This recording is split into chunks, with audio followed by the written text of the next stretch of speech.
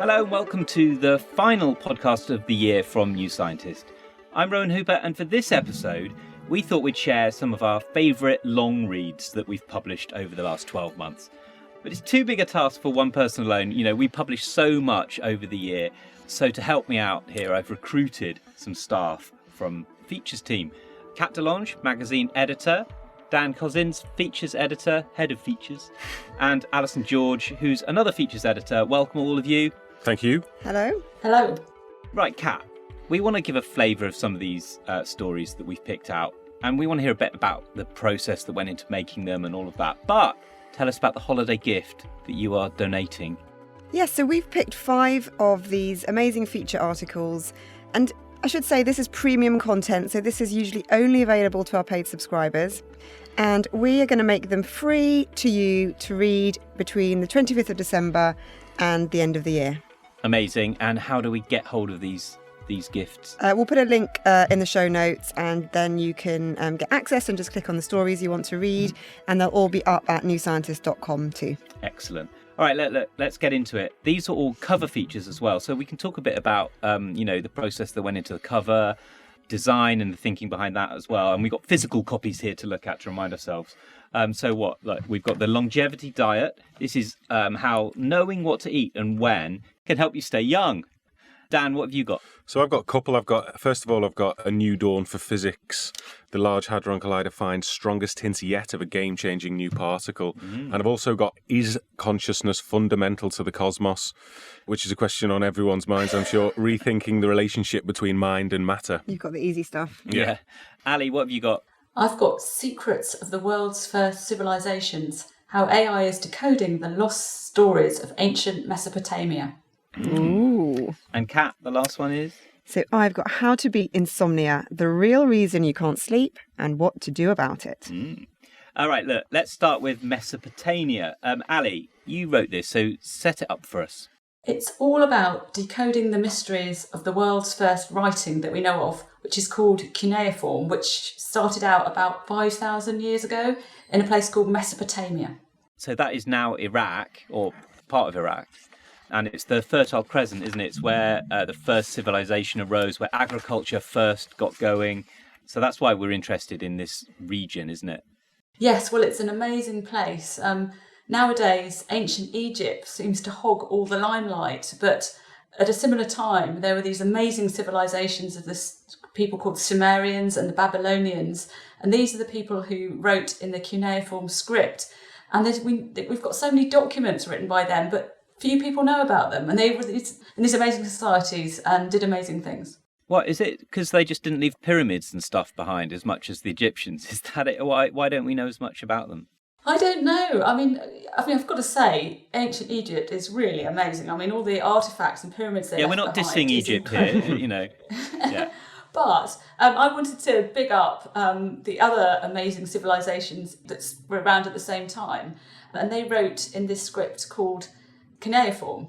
Right, so tell us about cuneiform. What is it? It is made by pressing the end of a reed into moist clay to make wedge-like shapes. So you get these tablets with all these little sort of etchings on them that records different languages that were used at the time. Okay, and we crack the code of reading them, right? We know how to translate them to whatever language they're in. But the whole point of your story that you found is there's been a whole new way of like piecing them together, right? And deciphering them. Yes, so the languages that were written in cuneiform were decoded over 100 years ago. That's a story in itself.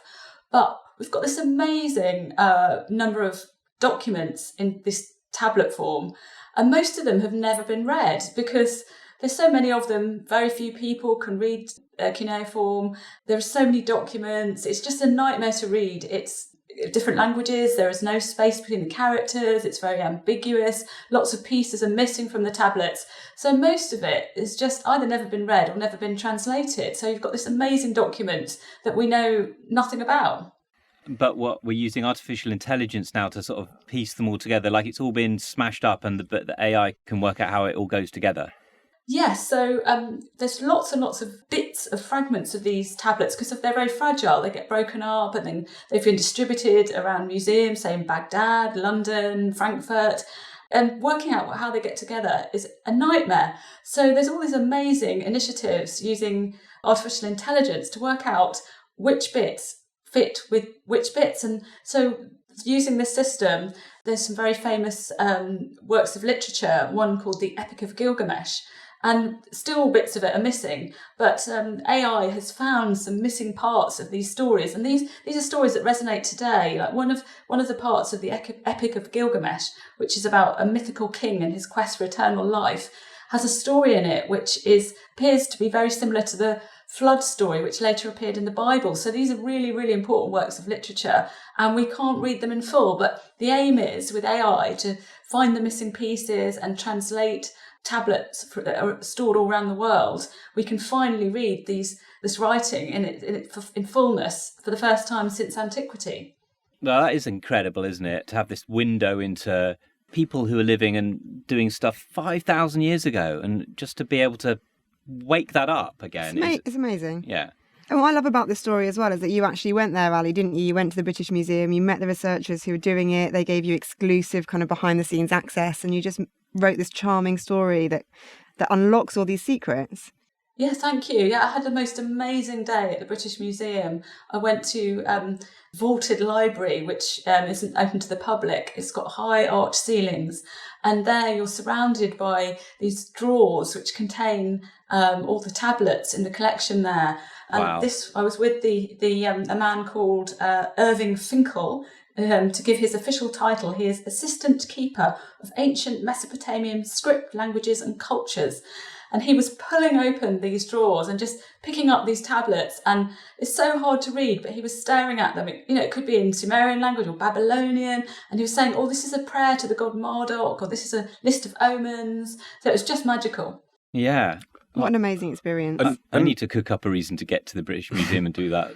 And Ali, what does someone like Irving Finkel sort of, because there's very few people in the world who can understand this language, right? Who can read this language, and without being too harsh, they don't seem like the sort of people who might be into AI. So, sort of, did you get an impression of how they feel about using AI to sort of help their quest? Well, I did imagine that, people who work in this field might be quite old-fashioned, but they were absolutely delighted that these amazing stories and this amazing writing is being brought to life again. And so when I was there was a photographer taking these really detailed pictures of all the tablets. You have to take them from the front and the back and the sides because the writing sort of spreads around. And that is being used to form a digital library of these tablets so that everyone in the world can access them. You don't have to go to the back rooms of museums, although I must say I recommend that. And so everyone will be able to see these tablets. And because the collections might be in all around the world, you can then piece these old libraries back together again digitally, even if they're not physically in one piece in the real world. Amazing. And what's also amazing about these tablets is they're kind of crumbled. Some of them have got burnt marks where libraries were smashed and burned. You can really see the life of these tablets sort of written in their physical form. It's a magical story. Secrets of the World's First Civilizations. That's our first free gift for the holiday period. Dan, let's have some physics. So yeah, this is a kind of a dose of particle physics, really, and it's about some blips at the Large Hadron Collider that sort of give us some hints that there might be a new force of nature, basically.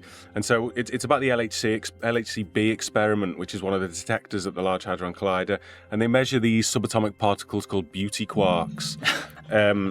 Hence the B in the LHCb. Right. And so what they watch these particles decay, which means they sort of transform into other particles. And what they've seen over a number of years now is sort of hints of them decaying in a way that isn't predicted by the standard model of particle physics, which is sort of our best picture of how particles and forces work. Yeah, there was lots of rumours and there was a lot of excitement at the start of the year, wasn't there? And then there was a lot of amongst physicists bubbling around. There was a lot of something was coming, and then this popped up. Exactly, and so a physicist I know at the University of Cambridge called Harry Cliff happened to sort of tip me off to say that they were going to be publishing, who also works at the LHCb, I should say, tipped me off that there's going to be a paper coming out at the start of the year that would sort of firm up some of these anomalies and make them less likely to be some sort of statistical artifact or fluke. And then he also pointed out that there was evidence coming from other experiments like a muon collider elsewhere. And he was excited because all these different strands, these different lines of evidence point in the same direction, which is basically they suggest there's a new force-carrying particle that is somehow acting on, electrons and muons to create these anomalous blips in the data. All right.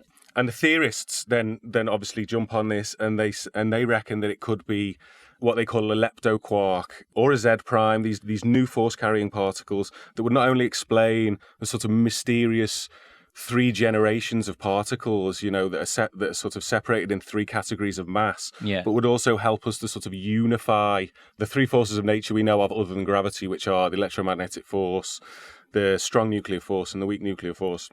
What? So we know that like electromagnetic force is carried by a particle that's a photon, but it's also a wave. Yeah.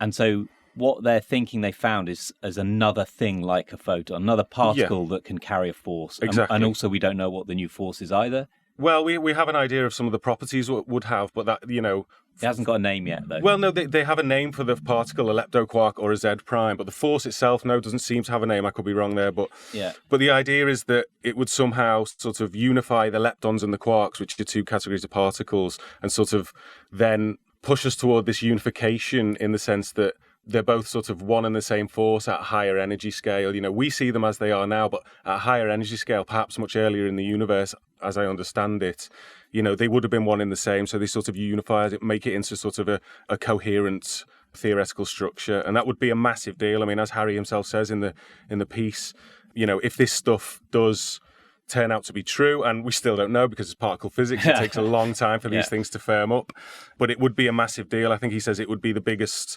discovery, since the standard model was put together. So we're talking biggest discovery in decades here. Yeah. Wow. So it would change our entire understanding of the universe. And it's what physicists have been waiting for, isn't it? Absolutely. Everyone's been pulling their hair out about, we can't find anything wrong with the standard model, but we really want to. And now there might be a crack has appeared or something. Well, exactly. And that's why you get these stories where there's like a tiny anomaly and everyone like goes ambulance chasing after it, desperate because they're desperate for some guide on where the new physics is, what's beyond the standard model, our current picture. And I was interested with, so Harry brought you the story or tipped you off about it, but you had to wait until the results came out. But did it just allow you to get ready for it? Well, there was some complications there. It was quite difficult to the timing of it because when they're publishing a paper, they don't really necessarily know exactly when it's going to come out. They were publishing it on the archive rather than in a journal, which is like a preprint place.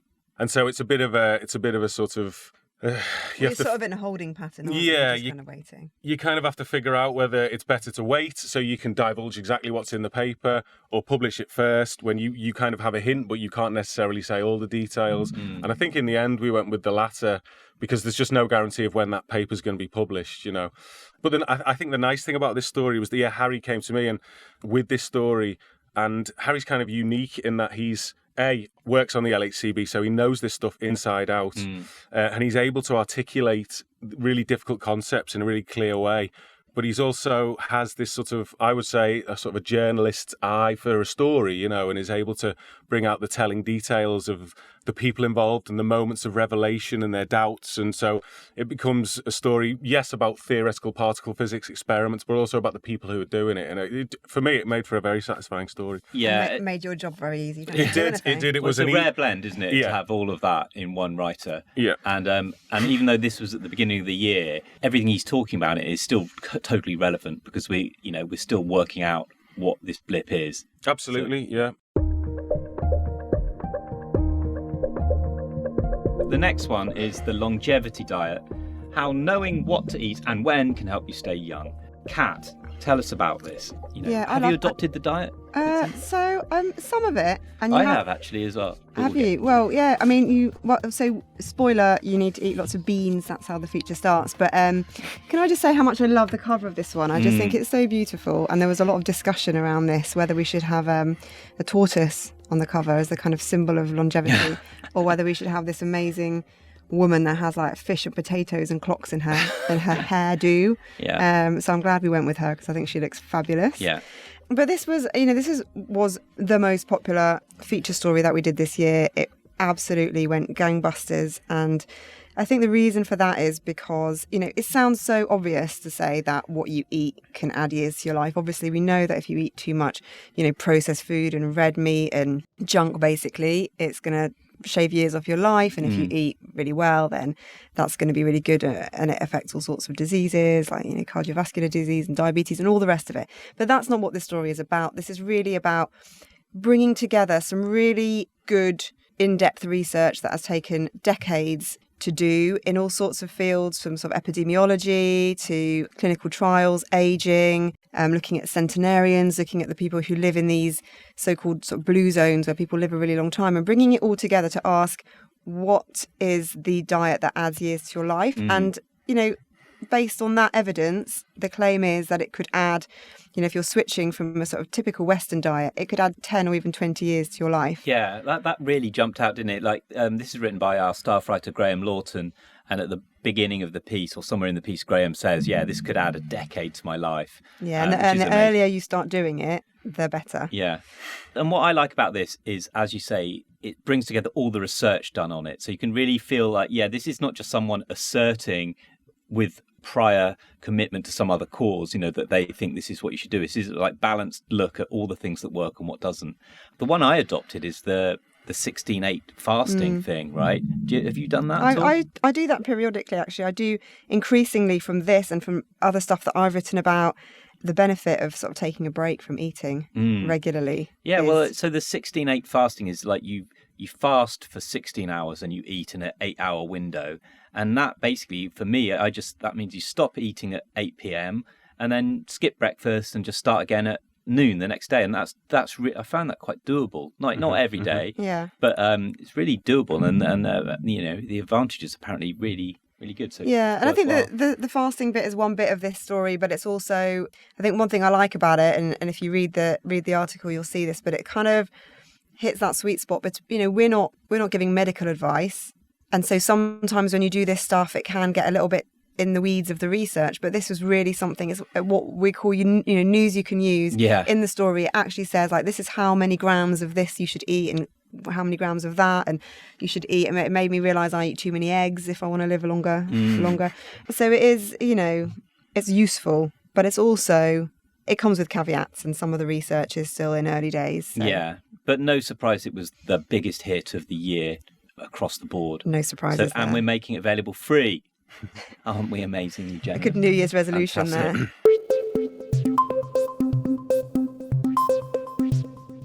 Brilliant. Thanks, Kat. What's next? It is insomnia. We're finally waking up to the causes of insomnia and how to treat it. Anyone suffer from insomnia? Not at the moment. I have done in the past, but it's generally anxiety induced. So whereas I think I'm not sure if insomnia has an official definition that sort of precludes that. It does have an official definition, and it is quite a sort of in-depth definition. And yet, amazingly, I think it's 1 in 10 people suffer from insomnia at some point. And I mean, I've certainly had periods of it, and it is awful. I mean, it is, you sort of throw the word around, but if you can't sleep, it is absolutely debilitating to your life. And I think that's why this story also did so well. And also because there just aren't very many good treatments for insomnia. A lot of the drugs that are out there have a lot of side effects that actually, so we go into this in the story, but a lot of the drugs that are available, when you look at the data, that they're just not very effective. And some of the more sort of psychological approaches as well don't work very well. And in this story, it sort of brings together a kind of new wave of research that is finally bringing some really sound evidence on what works for insomnia. And it's another beautiful cover, isn't it? It is very beautiful.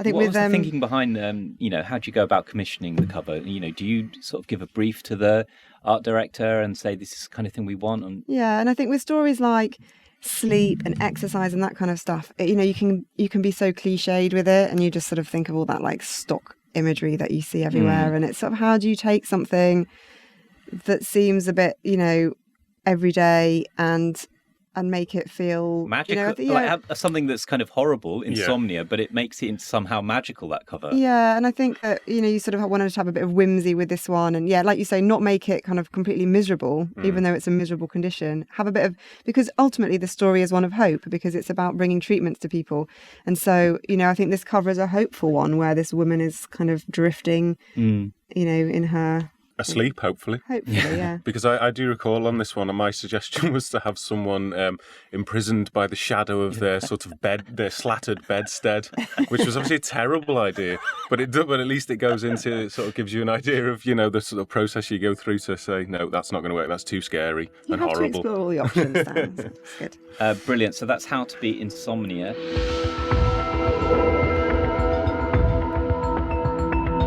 Right. The last of our free stories, we've got the small problem of solving consciousness, and this story is about a new place for consciousness in our understanding of the universe. So it's not even just understanding consciousness on its own, but also its place in the universe. Well, yeah, I mean, I would say it's actually more the latter. Like, we do lots of stories on consciousness, obviously, because it's like enduringly fascinating. It's among the most profound mysteries there are. As Anil Seth has said in our pages, it is sort of, who's a neuroscientist, in a sense, it is all there is. Everything we know, everything we experience is based on our consciousness. And yet we can't say how physical matter, your sort of, your brain, essentially, all of the normal physical matter in your brain gives rise to subjective experience. But I guess this story is not really about that. No. It's more about how we account for subjective experience in our understanding of the universe, because physicists are trying to explain the universe and everything in it, and in doing so, they strive for what they call what we can call a view from nowhere. A sort of an objective perspective that excludes the observer, essentially. But for all its successes, Einstein's general relativity perhaps being the most striking of them, physicists are having to now confront the realization that you can't just ignore the role of the observer. And that's particularly apparent when it comes to quantum mechanics, which is the sort of the laws, that govern the very small, the subatomic world. And when you get into that, one interpretation of quantum theory is that actually we as observers, every time we sort of observe something, we bring reality into being. And so that means you can't just rule out the observer if you're trying to an all-encompassing view of the universe. So some brave souls have sort of started to try to reformulate physics, essentially, and cosmology to include subjective experience as a sort of physical constituent of the world, which sounds bonkers because it is, right?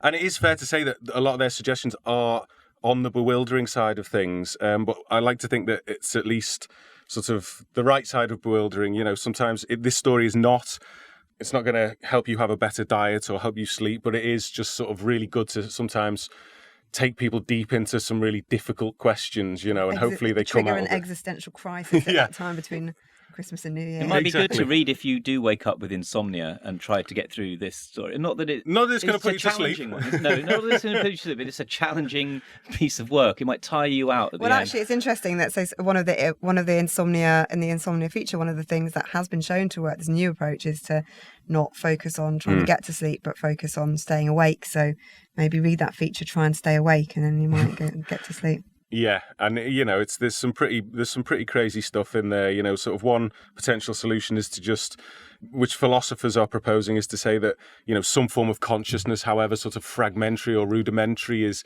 an intrinsic property of matter. There's something called panpsychism. A lot of physicists don't really like this. They prefer the idea that actually you don't need to take loads of little bits of micro consciousness. There's an idea called emergence, where if you look at all the different parts individually, you don't see something, but when you step back and see it as a whole, you get these phenomena emerging. And so they think that could save, physicalism, this idea that you can explain everything in physical terms. And then there's other people who are sort of going a bit more radical and saying, particularly in the cosmological realm, to say, well, actually we need to rethink it and say that events and the relationships between events are the fundamental stuff of the cosmos rather than objects in space-time, and that will sort of help us make progress from where we are now. Wow, I'm not quite sure I could get my head around that last bit. Well, it's not easy to get your head around, but it's kind of similar to what Carlo Sounded Rovelli impressive, says though. with his relational quantum mechanics. He's saying, like, you know, the best way to understand the world is not by the objects, but the relations between those objects, basically. Which is all intriguing stuff and all very difficult to sort of prove experimentally. But, you know, like you say, it takes you into the way that theoretical physicists think. And I think that's sometimes a bit of a tonic. Yeah, and what I like about this whole approach is, like you mentioned, Anil Seth, and it's breaking down the problem into small parts and solving them all, and then eventually you'll get there. And I prefer that method than sort of throwing your hands up, saying there's a hard problem, running around going, we don't know what qualia are, and you know, and freaking out about it. So yeah, though I guess that's the problem of trying to explain consciousness. Whereas this is trying to explain what role consciousness has in the universe. Yeah. So they're kind of, they're different things. And we don't get into the explaining consciousness too much in this. It's more of a departure to get into the... Yeah. Well, I salute you for finding another angle on the consciousness So story. just in a nutshell, is the universe conscious? I mean, there's absolutely no evidence to suggest it is, and lots of very reputable people think it's a bit of a mad idea, but I must admit I'm quite partial to it. All right, we'll end our roundup there. That's fantastic. Look, thanks, Dan. Thanks, Kat. And thanks, Ali. Look, and I want to take the opportunity again to say, you know, well done on what you do every week, because creating these pieces of work, like 3 original pieces, any one of them really, sometimes you feel like there's a book's worth of research has gone into them, distilled down into a few pages, and we have 3 of them a week every week. So it's an amazing thing that you do. So thank you, well done. And they're all free, or 5 of them are free at the moment. So go over to newscientist.com and get them while you can. Thanks for listening to the podcast over the year as well. Do subscribe at the usual place, and we'll see you next year. Thanks. Bye. Bye. This podcast is produced by OG Podcasts. Find out more at ogpodcasts.co.uk.